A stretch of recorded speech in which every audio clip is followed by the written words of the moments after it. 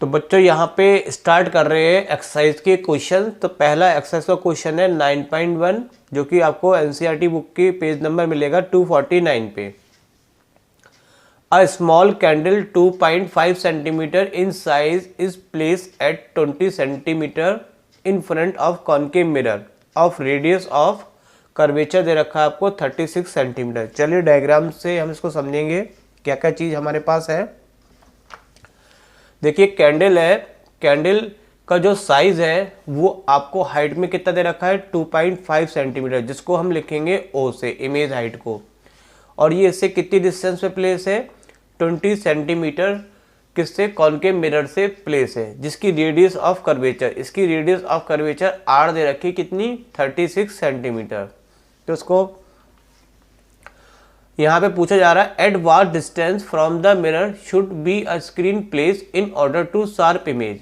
अब इससे हम इमेज कहाँ प्लेस करें, सपोज मैंने यहाँ प्लेस करी इसकी इमेज, तो इस पे क्या बनेगी, इसकी कैंडल की क्या बनेगी, इससे इमेज बनाने के लिए कितनी डिस्टेंस पे हमें रखनी है स्क्रीन को, क्योंकि जो इमेज बनती है वो स्क्रीन पे बनती है। तो वो आपसे पूछा जा रहा है, इसका मतलब आपको इमेज डिस्टेंस v निकालनी है। तो चलिए इसको फेयर रूप से हम करते हैं। आगे का पार्ट में आपको बात को बताता हूँ। तो देखिए आपको क्या क्या मालूम है, ऑब्जेक्ट हाइट कितनी है 2.5 सेंटीमीटर और ऑब्जेक्ट डिस्टेंस कितनी है 27 सेंटीमीटर। ऑब्जेक्ट डिस्टेंस के लिए आपने साइन कन्वेंशन पढ़ रखा होगा, जितनी भी डिस्टेंस हम मिरर के या लेंस के लेफ्ट में मेजर करते हैं वो सारी केस में लेते हैं हम नेगेटिव में लेते हैं। अब आपको रेडियस कर्वेचर दे रखा है कितना 36 सेंटीमीटर, इससे हम फोकल लेंथ निकालते हैं। फोकल लेंथ का फॉर्मूला होता है r/2। माइनस में हमने क्यों लिया है, क्योंकि कॉनकेव मिरर के लिए जो फोकल लेंथ होती है वो किस में होती है माइनस में, और कॉन्वेक्स के लिए किस में होती है प्लस में। तो ये सब साइन कन्वेंशन में आता है। r की वैल्यू हमने लगाई यहाँ पे 36/2, तो फोकल लेंथ हमें मिल गई -18 सेंटीमीटर। अब यहाँ पे देखिए हमारे पास क्या है कि हमें क्या फाइंड आउट करना है, v इमेज डिस्टेंस बतानी है जहाँ पे इमेज कहाँ बनेगी स्क्रीन पे, और स्क्रीन के लिए पूछा जा रहा है कि स्क्रीन को कहाँ प्लेस करना है। इट मीन्स कि आपसे यहाँ पे इमेज डिस्टेंस फाइंड आउट करवाया जा रहा है। तो आप यहाँ पे देखिए u है, f है और b। तो f u v में मिरर फॉर्मूला होता है, ये मिरर है आपका, मिरर फॉर्मूला होता है 1/v + 1/u = 1/f। इसमें हम ये सारी वैल्यू लगा देते हैं जो हमारे पास दे रखी है। u की वैल्यू दे रखी है कितनी -27, f की कितनी निकाल ली हमने -18। ये प्लस और माइनस मिलके बीच में क्या हो जाएगा माइनस आ जाएगा, और इस माइनस को हम ले जा रहे हैं राइट साइड में, तो ये इधर जाके किस में बन जाएगा प्लस में बन जाएगा। अब यहाँ पे हम क्या ले लेते हैं, इनका एलसीएम ले लेते हैं। एलसीएम आ गया आपका 27 और 18 का 54, 18 3 जा और 27 2 जा। तो यहाँ से माइनस प्लस करेंगे तो बचेगा आपको -1/54, और इसको रेसिप्रोकल करेंगे तो v की वैल्यू आ जाएगी 54 सेंटीमीटर माइनस की। तो ये एक पार्ट हमारा यहाँ पे हो गया कि जो इमेज है वो कितनी डिस्टेंस पे बनेगी -54। माइनस का मतलब हो गया अगर माइनस में है तो हम इधर की तरफ चलेंगे, और अगर प्लस में होती तो हम इधर। तो यानी कि स्क्रीन हमें कितनी डिस्टेंस पे प्लेस करनी पड़ेगी 54 सेंटीमीटर की डिस्टेंस पे प्लेस करनी पड़ेगी, वो भी इन फ्रंट ऑफ मिरर के। इन फ्रंट का मतलब इधर की तरफ आपको यहाँ पे स्क्रीन रखनी पड़ेगी कितनी डिस्टेंस पर 54 सेंटीमीटर पे, ताकि इसकी इमेज यहाँ पे बन सके। तो आपसे यहाँ पे ये पूछा गया था। अब हमें यहाँ पे नेचर और साइज निकालना है इमेज का। तो आप मैग्नीफिकेशन का फॉर्मूला लगाते हैं मिरर के लिए। मैग्नीफिकेशन का फॉर्मूला होता है m = I/O = -v/u। I कहलाता है इमेज हाइट और O कहलाता है ऑब्जेक्ट हाइट।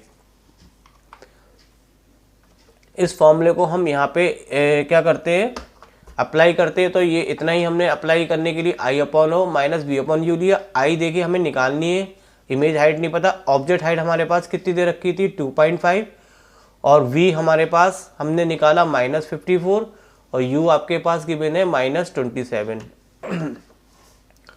इसको कैलकुलेट करेंगे तो ये माइनस से माइनस कट जाएगा, और यहाँ पे 27 2 जा कितना हो गया आपका 54 हो गया, तो -2, और i बराबर निकालेंगे क्रॉस मल्टीप्लाई करेंगे तो i की वैल्यू आ जाएगी -5 सेंटीमीटर।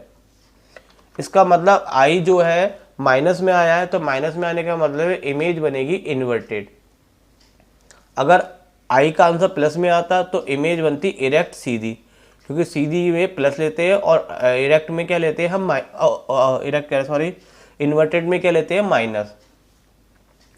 तो नेचर क्या बना आपका कि जो इन्वर्टेड होती है वो क्या होती है हमेशा रियल। तो नेचर में ये रियल है और इन्वर्टेड है।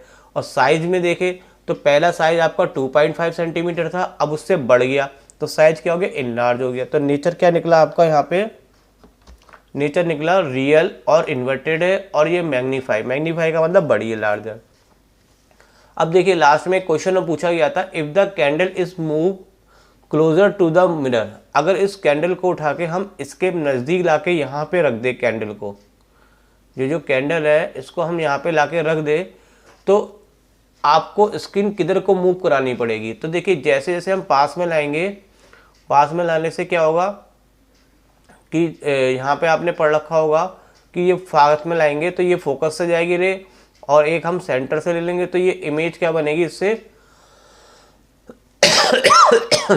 यहाँ पे क्या हो गया स्क्रीन पे जाके इमेज क्या मिलेगी बहुत दूर बनेगी इससे यहाँ पे। तो यानी कि इसका मतलब है कि जैसे जैसे हम कैंडल को इसके पास लेके आएंगे इमेज आपकी यहाँ से मिरर से क्या होती जाएगी दूर होती जाएगी, और मिरर से दूर होगी तो स्क्रीन को भी आपको क्या करना पड़ेगा इससे डिस्टेंस पे रखना पड़ेगा। तो ये आपको यहाँ पे मैंने लिख दिया है कि जब कैंडल को हम मूव करते हैं किधर इधर मिरर के पास तो इमेज कहाँ मूव अवे होती है फ्रॉम द मिरर, इसलिए स्क्रीन को भी हमें क्या करना पड़ेगा मिरर से दूर रखना पड़ेगा। तो ये हो जाता है क्वेश्चन यहाँ पे कंप्लीट आपका।